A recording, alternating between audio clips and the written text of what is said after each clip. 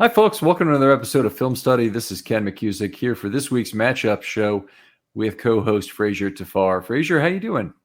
Doing good, Ken. Glad to be a part of the show. Ready to dive into Colts week. Yeah, looking forward to a game this Sunday. Ravens haven't had a lot of really rainy weather for a lot of their history. Going to every game at the bank, they really have not had a lot of problems with rain. But the last few years have been a lot worse than the early years, I'll tell you. And Sunday is supposed to be one of the worst ever, with a big storm hitting right around game time. Yeah, I live in Dallas, so I'm not too sure what the weather's going to be like, but I did hear it's going to be torrential downpour. Uh, to your point, to me, I think I hate it when it's a really windy game because it's Mhm. going to affect the passing, and we want to see what Lamar can do every single week throwing the ball, and any kind of hindrance towards that it's annoying. Yeah, I would agree completely, and that's true. Certainly, the kicking game as well. You don't want your big advantage taken away, Yep. or a big advantage taken away from you. And people think that Tucker's less affected by wind. Well, no, because it's the Ravens' big advantage. So you don't want to have wind taking that away. It's obviously very good for the opponent. So, yeah, the Colts do play indoors, so maybe they're a little bit less comfortable with outdoor weather for football with some some nasty weather conditions like rain. So I think that's something to be hoped. Hopefully this is a game where the Ravens really go after the Colts in terms of winning the game, offensive line, defensive line, and the other way around, before they worry about other things. Yes.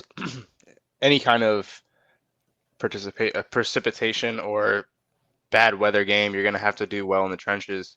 I think this game, it'll be more so the defensive line that's going to have more of an impact because if Gardner Minshew gets into the game, they're going to be short throws and running the ball most of the day. So if we can have our defensive line show out to that on Sunday, I think it will be very, very good for us. Let's start with the defense then and talk about what they need to do to win this game and some of the things. The Colts will be out without their center Ryan Kelly, which is a pretty big loss for them. He might be their best offensive lineman. He's certainly one of the best that they have. Uh, this is a game where the Ravens' defensive line on the interior should have some significant advantages with Michael Pierce, Travis Jones, and Broderick Washington, some of the other big bodies being able to hopefully handle what the Colts present on offense. They still have Quentin Nelson at left guard. He hasn't been quite as good recently as he was projected to be, certainly coming into the league, but still a pretty decent offensive line with a couple of very short-armed tackles. I'm pretty sure Quentin Nelson has been on the injury report this week. Don't know if he practiced today on Friday, but I'm hoping that we can do well, especially Broderick Washington. I know he got paid this all season, but he's been quiet going into the beginning of the year. So hopefully we can see him take a step up and continues to see the dominance from Pierce and uh, Travis Jones up the middle. Yeah, you're right. He did not practice entering Friday, but he did the same before playing every last week. That's for Quentin Nelson. Okay. They may be at a point right now where they're just trying to preserve him for game day. We're certainly familiar with that with Ronnie Stanley in terms of what's going on. It's a toe problem for Nelson. So I don't know for sure, but whenever I see toe problem, I think it's probably turf toe. Wow. Okay. So hopefully we can take advantage of that. Quentin Nelson is still one of the top guards in the NFL, but any kind of advantage you can get against one a guy like that, definitely want to exploit it. Anthony Richardson not going to play the quarterback. He's been in, I believe, concussion protocol this week. He didn't practice at all and was ruled out today in terms of playing. So it will be Minshew. You mentioned before Minshew really a short passing game guy. I guess I'd ask this, and now my answer might have been different before I got plugged into the weather late this week. But is this a game where the Ravens want to continue with cover two for a fair amount to force the passing game underneath, or do they maybe not need to do that anymore with the weather being what it is and dissuading the pass by itself? I think that probably would be the case. I think we might see five down linemen most of the time. Not gonna be mostly nickel that we've been seeing throughout the year and dime occasionally, but I think this is gonna be a heavy package game going with 3-4 and like I said, five down again, but it's gonna be probably cover three, cover one, robber. So I think it's gonna be one of those games where you're gonna force them to either make a play or make a mistake in a bad weather game. All right. Well, that could be unforced errors are something that the Ravens have been pretty good at these first 2 weeks at trying to work with. So they did finally get a big unforced error from Burrow in week 2 on that pass deep into the teeth of their zone defense. But they didn't really force Stroud to give up the football. They sacked him once and dislodged it, but they didn't get him to make a mistake with the football in terms of throwing one in a bad spot. We'll see how this goes, but I've been calling all summer for the Ravens to move to a 1-3 with Pierce and Jones up front, and I think this would be just the perfect game to do it, particularly with the center Kelly out. I think that creates additional opportunities to really bully them up front, and I think Pierce and Jones is a weapon combination the Ravens need to try. Yeah, and also hopefully we can get Brent Urban in there and we can use his length to bat balls down on those short throws because he had one effective one against Cincinnati that potentially could have been a first down and he was able to get his hands up. So Yeah. I think a lot of that is going to be crucial on what formation we get into, but I'm anticipating heavy formations going into this Sunday. Yeah, I mean that's obviously what the defense plays is completely dependent upon the offense. So if the offense stays with 11 personnel, they'll force the Ravens into nickel. I don't think the Ravens can be forced out of nickel just by the weather. That's my personal opinion. But we'll see. I mean, maybe And they and I can. think the change in the difference in arm strength between Richardson and Minshew is a difference. Mm-hmm. Uh, Watching some of the highlights last week, Richardson can throw the ball. I mean, Yeah. if he gets on his back foot and he can drive forward, it's going to be a dart. So I think it's going to be into our advantage that Minshew is going to be playing. Not a knock on him, but Richardson has elite arm strength. So yeah, and I think they were overdue for a deep shot, and this could have been the game that they could have took it, even though it is raining. But I think when teams have that mentality where they've, been dinking and dunking, taking what the defense is giving them, they're trying to cook something up to go over top. But needless to say, that can happen this week with Minshew as a change of pace as well. Yeah, it's certainly possible, and it's probably got a lower percentage chance to succeed when they try it if it's wet.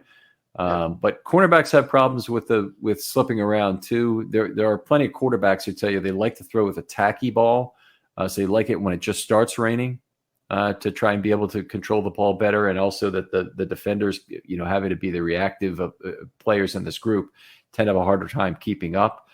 So it's not like I don't buy that. I just think that there are other the science of throwing the football requires precision from the offense that is reduced by wind or rain. And so I think we'll, if we see some of each of those things on Sunday, that it probably doesn't play well for either quarterback. I think we'll see Lamar probably running the ball more, and we'll probably see a lot of very short throws from Minshew. Agreed. All right, well let's go turn it over onto the offense in terms of what they should do in this game. Whether or not, the Colts' weakness is very much in their secondary as well. They have a very strong interior defensive line led by Grover Stewart and DeForest Buckner on the inside. And that's as good a 1-3 combination as there is right now in the NFL. But they really don't have good players in the secondary right now. And Darrell Baker in particular has just been absolutely awful at corner. Yeah, I think they had Nico Collins look like a all-pro receiver last week. He had a really good game. I mean, against the Ravens, he had like 70 yards, a couple of carries. He had over 100 yards last week. So I think if it wasn't raining, I would love to see what the Ravens can do against this defense. It would be a quote unquote get right game going against the Colts for our Mhm. offensive passing game. But I expect Mark Andrews to have a good game over the middle, going to the outside. I think Lamar's going to take his shots. I don't think the rain's going to affect him. I think he's shown that he can throw in the rain if need be. So Comes from South Florida. There's a lot of rain down there on a regular basis, so yeah, you have to be able to play football in the rain there. Uh, in terms of the run game and what the Ravens attempt to do, I'm expecting a kind of a heavy dose of Patrick Ricard in this game. So if he played 25 snaps this last week out of 70, I think that's the correct number, then I would expect significantly more this week. yeah, and I think if you agree, I've been satisfied with Patrick Ricard's usage so far. I think it's been efficient, very efficient. With the busy fall season already in swing, you might be looking for wholesome, convenient meals for jam-packed days. Factor, America's #1 ready-to-eat meal kit, can help you with fast, chef-prepared, dietitian-approved, ready-to-eat meals delivered straight to your door. You'll save time, eat well, and stay on track with your healthy lifestyle. If you're too busy this fall to cook but want to make sure you're eating well, then get Factor. This is what I did. We were moving, packed up all my dishes, everything needed better meals. I signed up for Factor. It's best meals, probably the healthiest I've eaten in a month thanks to these Factor meals. Because with Factor, you can skip those extra trips to the grocery store and the chopping, the prepping, the cleanup, all while still getting flavor and the nutritional quality you need. Factor's fresh, never frozen meals are ready in just 2 minutes, so all you have to do is heat, enjoy, and then get back to crushing your goals, which for me was trying to move. But now I can't. I need them for work at lunch every day. They're perfect. So this September, get Factor and enjoy eating well without the hassle. Simply choose your meals and enjoy fresh, flavor-packed meals delivered to your door. Ready in just 2 minutes. No prep, no mess. So head to factormeals.com/Ravens50 and use that code Ravens50 like I did to get 50% off. That's Ravens50 at factormeals.com/Ravens50 to get 50% off your Factor meals. Hasn't been a time where I've been like, ugh, Ricard's in the game. I think his deployment has been very, very desirable. He was very key towards getting that game finished in the last week, and it was very good to see Monken use him in that way, because that was one of my significant concerns with when the Ravens really have to run out a game, can they get it done? Yeah, and that's why I brought it up, because I know that was something that you were looking for. So it's good to see that come to fruition. Yeah. What else what might we see out of the offense in this game? Obviously, does the weather condition, portend for more mesh option plays, more read option from Lamar, more what is effectively designed run, heavier reliance perhaps on misdirection as well that comes with that? Yeah, and with that misdirection, I think Zay Flowers will be key with his quickness and change of pace. I think you can't defend him on a normal day with conditions that are less than desirable. I think him going in and out of his break is going to be very keen because he knows where he's going. The defense doesn't. So he's going to have that extra split second to get that extra separation. So it's going to be probably another screen game for Flowers coming up. If the run isn't hitting the way we need it to, I think we're probably going to go to Flowers, probably going to go to Duvernay. I know he had a shoulder this week, but it looks like he's a full go.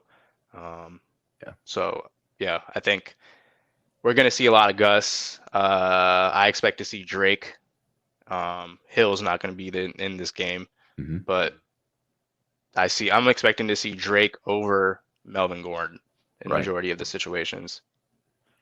Yeah, so I agree. I think we'll see Gus and Drake primarily. Melvin Gordon got 0 snaps last week. I think after that's occurred, I don't see a reason why he's going to play significantly here. And if he did, I think it might be a case where the Ravens are trying to grind through some snaps with backs where they don't want to risk other backs on a field that's wet. But that could happen. The other thing I think is possible, and I would really hope for, is that they run a lot of less of their gadgetry through Flowers in a poor weather game like this. I think it does not. There's additional injury risk in a game like this, and I really don't want to see that running through him. He's the most important player the Ravens have got on offense after Lamar, and they really need to make sure that Duvernay, Hill is not available this week, and Keaton Mitchell is not available. So it's really Duvernay who would have to pick up a lot of that gadget load.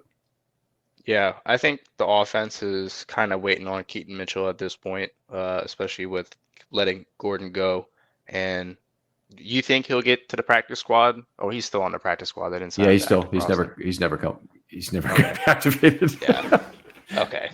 So yeah, I think once Keaton Mitchell is off IR, I think he'll be ready to go, and he's going to be taking a lot of those plays that we're talking about, and on top of that, that speed outside option for the running back position as well. The two other things from today, great points, by the way, but two other things from today. The Ravens have announced their injury report, and they have 7 men listed as out. Let's do a little math here. They have 53 roster spots. You have 2 practice squad elevations. That's 55. You need 49 active, including QB3, which means they are currently 1 short. So they might decide, I think it would be fairly arrogant to do so, that they can beat the Colts with 48 active. And if so, they won't make any roster changes prior to the game. It would be a salary cap savings to do so, although minor. But the Raiders have played that game before. I think, I don't know. It's tough. I think it might be a light into the future coming up with Lamar's contract and the money that we're going to have to spend moving forward with the cap. I think we're going to have games where maybe we not have 53 on the roster. I think this is something that we might have to get accustomed to.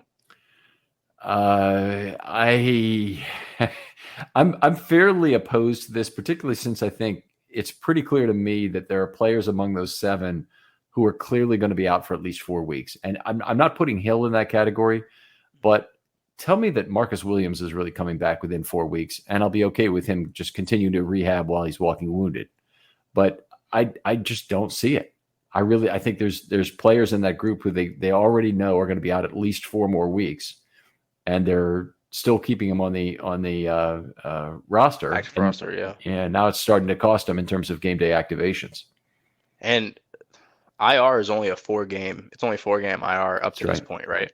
Yeah, that's right. Four games. It's 4 games, not since their last activity, by the way. And that's the baseball way. You put somebody on the DL retroactive to a certain date. You can't do that in football.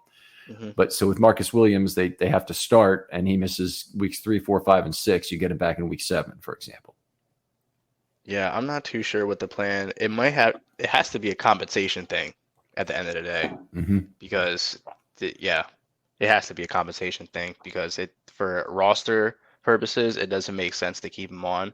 I think they would have already done it with Linderbaum, in my opinion, if they didn't think it was a 4-week injury. Stanley, Humphrey, and Williams. I think since they're well paid, it's probably compensation driven. There's another side to this too, is that they have to pay someone the vet minimum for an additional game, and it doesn't seem like much. It doesn't seem like a big savings, but savings of something like $59,000 if they bring on a guy making $1 million, and they have to pay him 1/18 or slightly over $1 million. They have to pay him 1/18 of that. Then they have a little bit of an additional cap hit just from that.